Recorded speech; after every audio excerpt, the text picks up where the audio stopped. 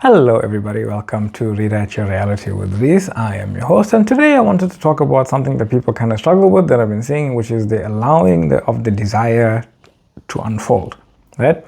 We live in this world where we have been conditioned to believe if you want something, you gotta run after it, you gotta get it, you gotta grab it, you gotta do the hustle, you gotta get up and go, right?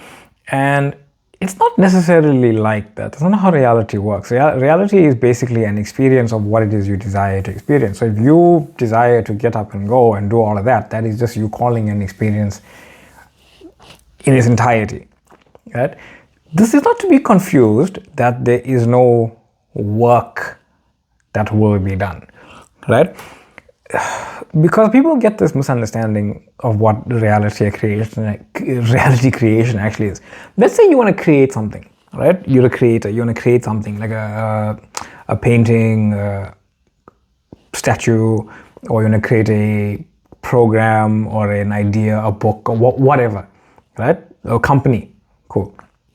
If you want to create these things, people get confused that, oh no, I need to go and do, but you don't have any idea what it is to do, so you just start, right? Okay, here's the thing. It doesn't mean when we say, or I say, or whomever says, there's no work to be done.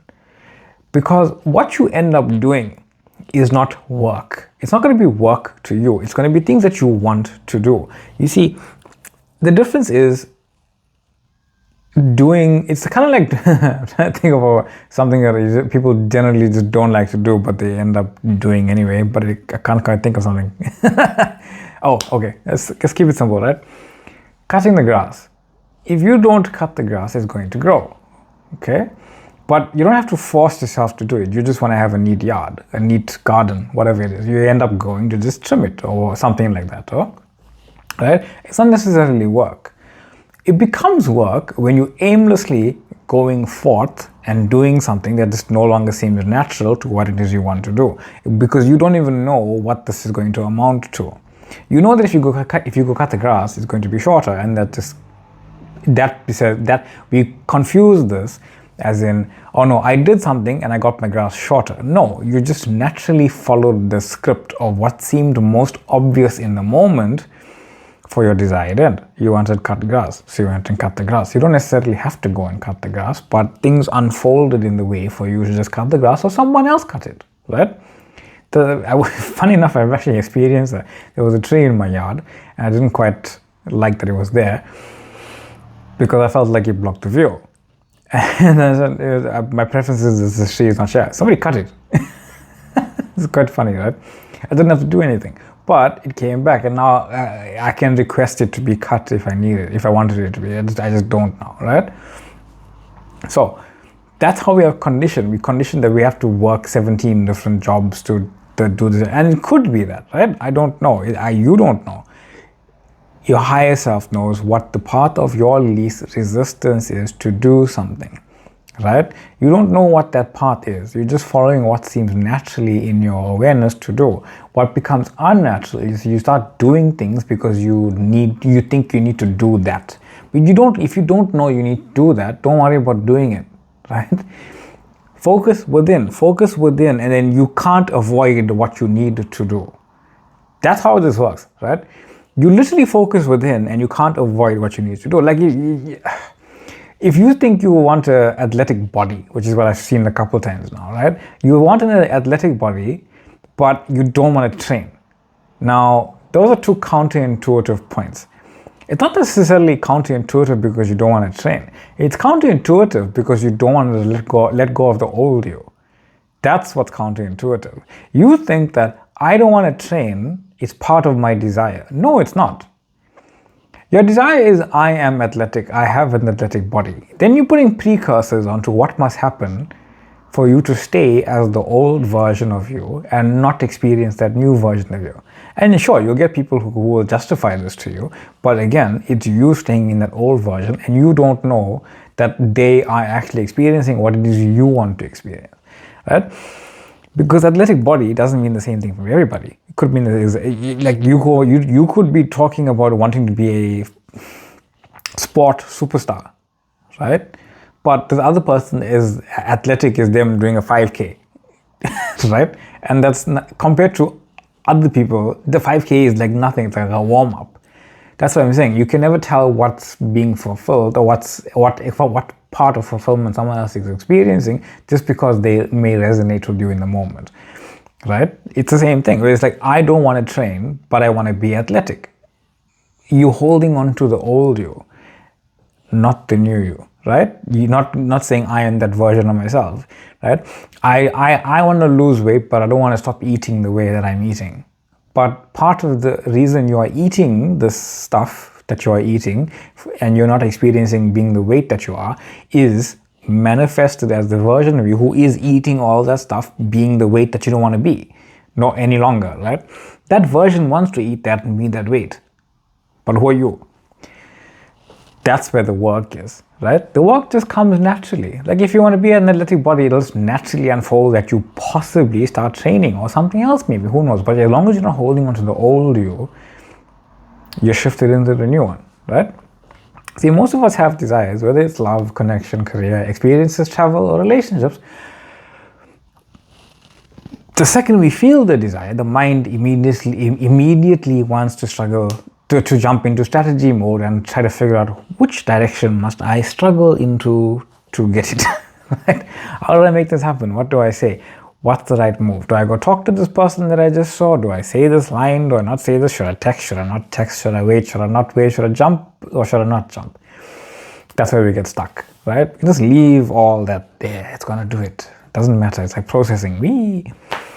Because you're not living in your desire anymore when you are observing, when you are trying to figure out which one to do, as opposed to just saying, I'm having all these thoughts, right? You're living in fear of not getting it because you think you don't know which one is the right one. And you're trying to manipulate the unfolding. But here's the true manifesting tip, secret, whatever. You don't need force. You don't need anything. You just need awareness that this exists and said, that exists. I choose that as my physical reality. I've imagined it. I felt it. I can see it. I'm aware of the idea. If I'm aware of the idea, it must just exist. That's it. I'm letting it go. I'm trusting my higher self to unfold it for me.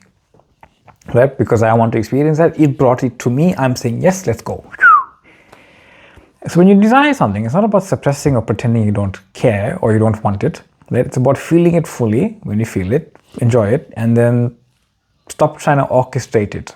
Right? You've set the music in motion.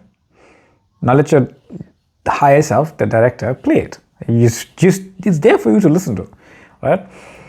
So let's say you're at the gym, you see someone really attractive, right? And you want to go talk to them. You have this instant thing, say, oh, I have this desire to go talk to this person. And then it becomes a whole myriad of ideas. How do I make this happen? What do I go say to them? They look busy. Am I being creepy? Am I doing this? Am I doing that? Is it meant for me? Is it not meant for me? None of that stuff matters. Simply imagine what you would like and assume that's what's unfolding in some manner, right? And it'll naturally happen for you, through you, as you, right? As long as you and your self-concept are aligned in that I am God, I have this, I called it forth, and then that's about it, letting it all go. You don't need to avoid it. You don't need to chase it. You don't need to do anything about it. If you just stay centered in the fact that I am awareness, I am reality, I am already that version of myself that allows these amazing connections that I'm feeling.